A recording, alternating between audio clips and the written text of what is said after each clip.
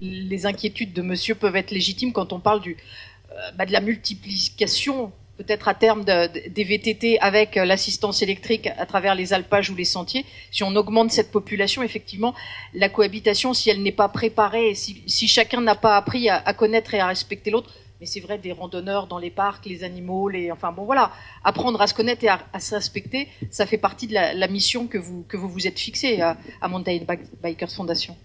Voilà, ouais, c'est exactement ce que j'allais dire. C'est vrai que quand on remarque, en fait, sur des territoires, des fois, il suffit de pas grand-chose, en fait. Mais quand on connaît pas exactement la pratique des autres usagers de l'espace naturel, qu'elle soit sportive, pastorale, par exemple, il suffit vraiment de pas grand-chose pour qu'il y ait un conflit, en fait. C'est juste par méconnaissance, et ça vous l'avez dit aussi. C'est vraiment par méconnaissance des autres activités qu'il y a un conflit. Alors nous, ce qu'on fait et ce qu'on remarque souvent, c'est quand on a la chance d'avoir alors que ce soit un interlocuteur collectivité, un parc, par exemple, on en a parlé, ou un acteur du tourisme qui rassemble les gens, en fait, simplement. Il suffit de se rassembler sur l'espace naturel, en fait, avec on l'a eu fait plusieurs fois avec les acteurs du tourisme, les agents forestiers, les différents sports. On se rend compte que tout le monde a la même passion, tout le monde a envie de protéger son espace naturel, tout le monde a envie de pratiquer, mais que les autres puissent également faire leur activité. En général, ça se passe bien. Et puis par la suite, ça se passe bien, parce que tout le monde se connaît. S'il y a un souci, on a un numéro de téléphone, on connaît la personne, on l'appelle, on dit « Attends, ça me dérange un petit peu » et on s'arrange. Et c'est vraiment pas grand-chose des fois. Il y a des territoires, il suffit de rassembler les gens, et ça, c'est vraiment indispensable. Nous, on s'est retrouvés des fois parce que quand on arrive en avance, ça va, mais souvent quand on arrive après, quand c'est trop tard, on est plutôt à devoir aider les uns et les autres à s'en sortir en trouvant une porte de sortie, alors que s'il y avait eu simplement ça se passerait bien. Mais voilà, on a des conflits des fois un peu bêtes juste parce qu'il n'y a pas eu cette présentation des différentes personnes. Sachez que vous pouvez tout à fait solliciter Costia et en tout cas l'équipe de MBF, parce que ce sont des gens comme vous qui viennent solliciter la fondation pour intervenir et mettre aussi, pourquoi pas, et animer les discussions autour d'une table.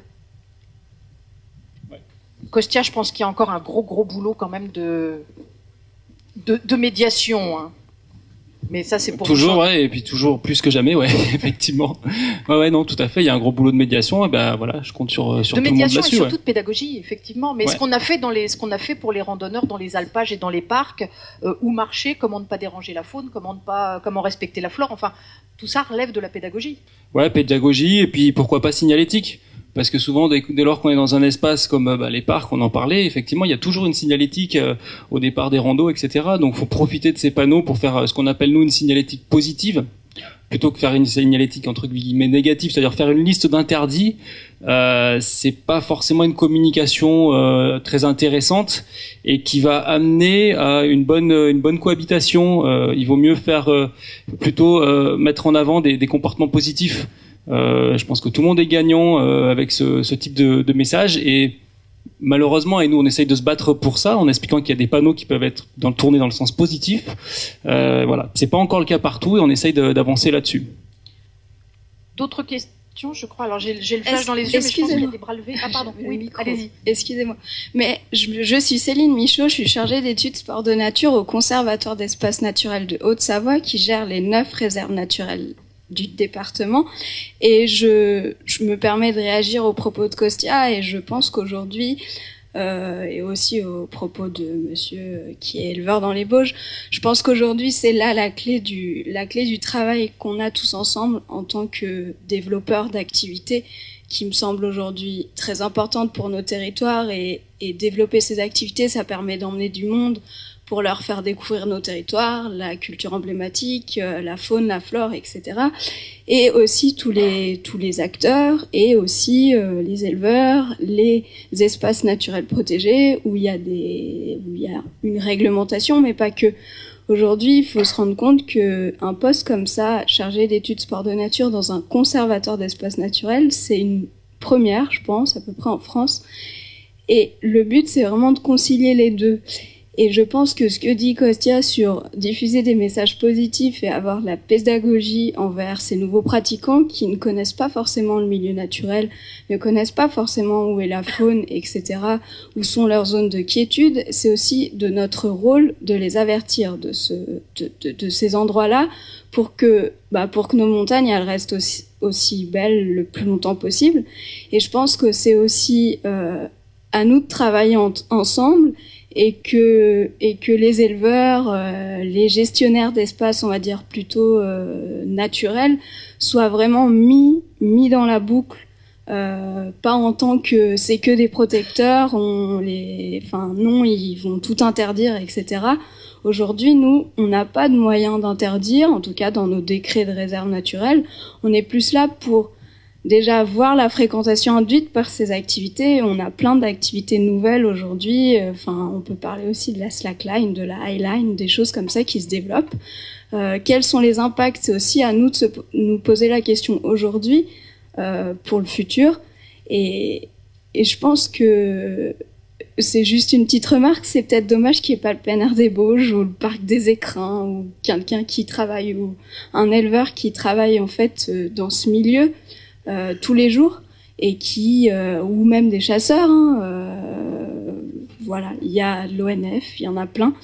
Je pense que c'est vraiment à nous de travailler ensemble sur cette thématique-là et de les sensibiliser par le biais du sport. Moi, j'en suis convaincue qu'on peut sensibiliser et les sportifs sont très à l'écoute.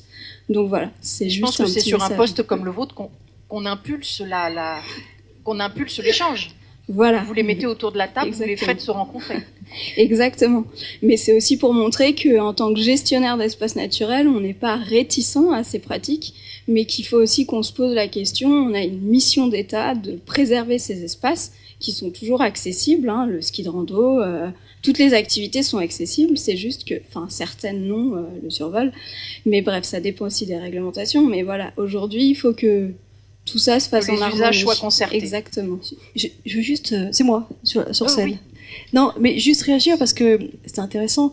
On a actuellement un projet ensemble, en fait, qui s'appelle Grand Lac Alpin, qui est un projet soutenu par des crédits de Massif, Commissariat général à égalité des territoires, mais également l'Europe.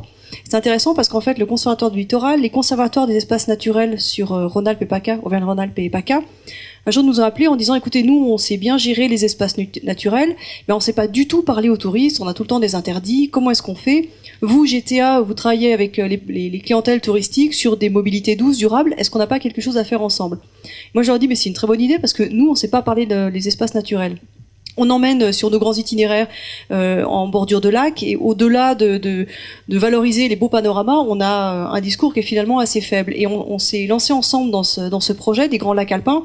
Et sur les Alpes françaises, 5 grands lacs qui font plus de 1000 hectares sont inscrits au Conservatoire du littoral. Donc on a un vrai projet de valorisation ensemble. Et on peut se dire, mais il est temps de faire ça. Comment ça se fait que les opérateurs touristiques et les opérateurs environnementaux travaillent aussi peu ensemble? Bon, c'est malheureusement une réalité, on peut le regretter. Mais là, on a un beau projet qui démarre et est soutenu à l'échelle du massif. Moi, je suis sûre, quand on discute ensemble dans les comités de pilotage, on voit bien qu'on a des termes qui sont très très différents entre nous.